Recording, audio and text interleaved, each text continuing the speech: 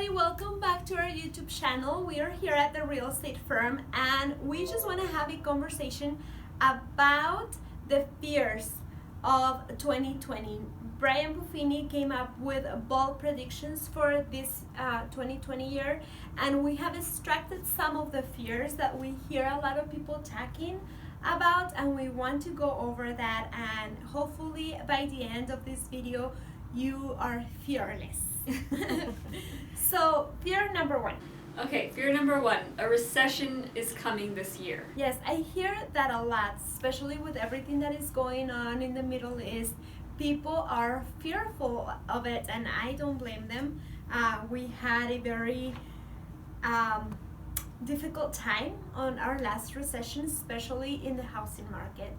But I feel that the unemployment rates are low, the inflation is at a healthy rate. What are your thoughts on it? Yeah, there's always going to be something going on that we could potentially be scared of.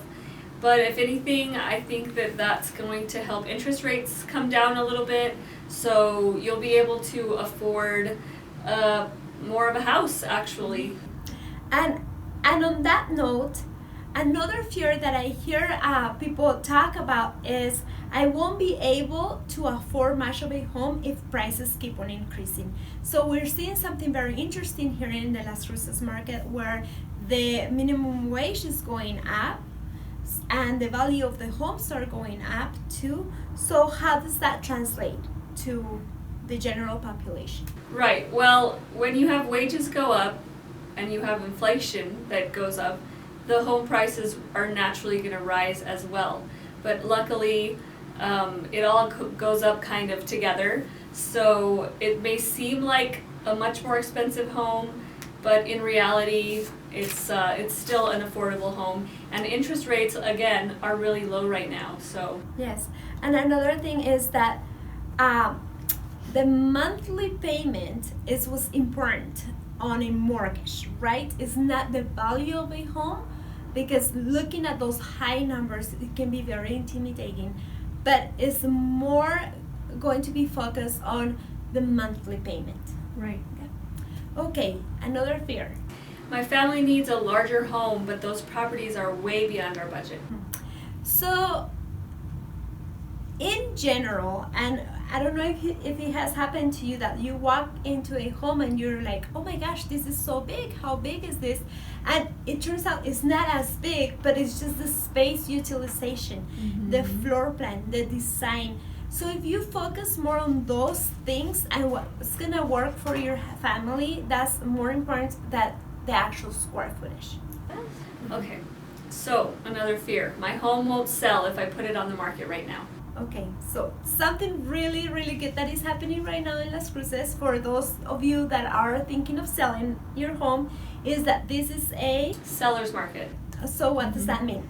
So seller's market means there's more buyers than there is houses on the market. So it gives you a better negotiation point, and we're seeing a lot of multiple offer situations. Houses are selling quick, so if you are also on the buyer end, you have to be very diligent on looking at these houses, being on top of it, and moving fast once you find a house that you like. yes, definitely. Okay, agent skills won't keep up with technological advances in real estate.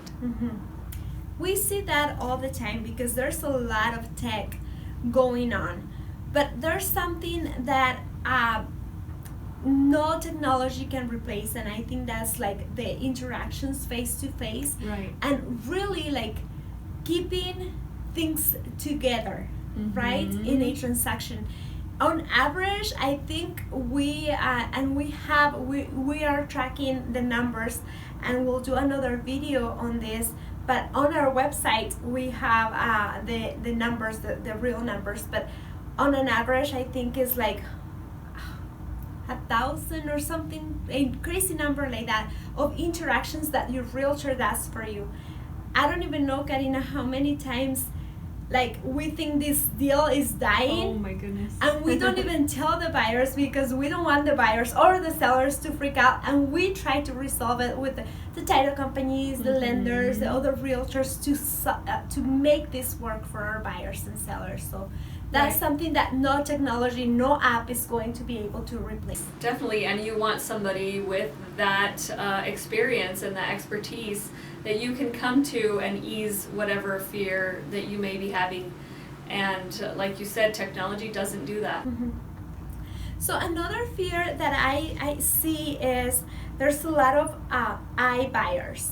Do you know what that is? I've come across a couple, but So, and we see it not only on the internet, but also like they have signs, we'll buy your home, cash, blah, blah, blah, blah, blah, very attractive. But you will be losing hundreds of thousands of dollars if you just go that route.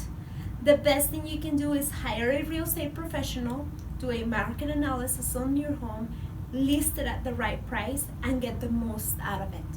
Right, yeah, and again, it's a seller's market, so you don't have to like be desperate or short sell your home, because it will sell in this market. Yes. Well, I'm very excited about this 2020 year.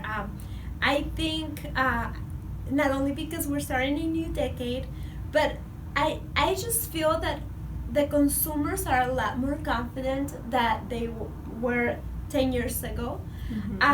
We have a healthier economy than where we were back then, and also